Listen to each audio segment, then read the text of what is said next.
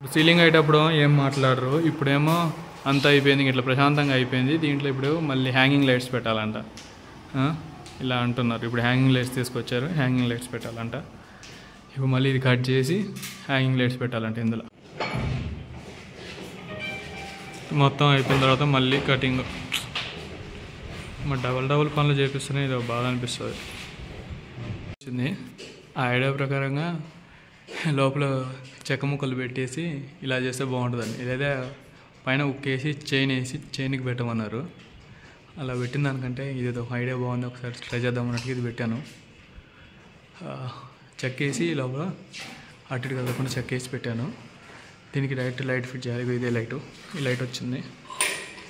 ఈ లైట్ పెట్టేస్తే ఎలా ఉంటుందో చూడాలి.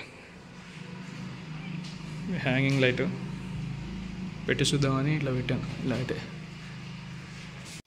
మనకి ఫస్ట్ చెప్పలే కాబట్టి ఆడ ఎక్స్ట్రా ఏం వైర్ గుంజలేదు, ఒక వైరే ఉండే. ఆ వైర్ నుంచి మళ్ళీ డబుల్ కనెక్షన్ కోసం అని చెప్పేసి అలా లూప్ తీసుకుంటున్నాడు మా వాడు.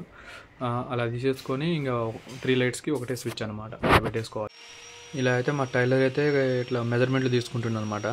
ఇలా మెజర్మెంట్లు తీసుకొని ఇంకా సెంటర్ చేయాలి కదా, సెంటర్ చూస్తామని పొడుగు ఎడల్పు సైడ్లన్నీ మెజర్మెంట్ తీసుకుంటున్నాను మా టైలరు. ఇలా తీసేసుకొని అనమాట సెంటర్ మార్కింగ్ చేసేసుకొని అడుగు పెట్టేయటమే ఉంటుంది. ఇంకా అట్లా లైట్ పెట్టేశాడు. నా వీడియోస్ కొంచెం బోరింగ్నే ఉంటాయి, ఎందుకంటే నేను రీసెంట్గానే స్టార్ట్ చేశాను కాబట్టి నాకు అంత ఎడిటింగ్ రాదు, అంత ఎఫెక్ట్స్ తీయడానికి అన్నీ రానికి రాదు. చూడగా కొంచెం పోగా నేను అలవాటు చేసుకుంటాను. కొద్దిగా వీడియోస్ ఎండింగ్ దాకా చూడండి, నాకు కూడా వాచ్ టైం పడుతుంది.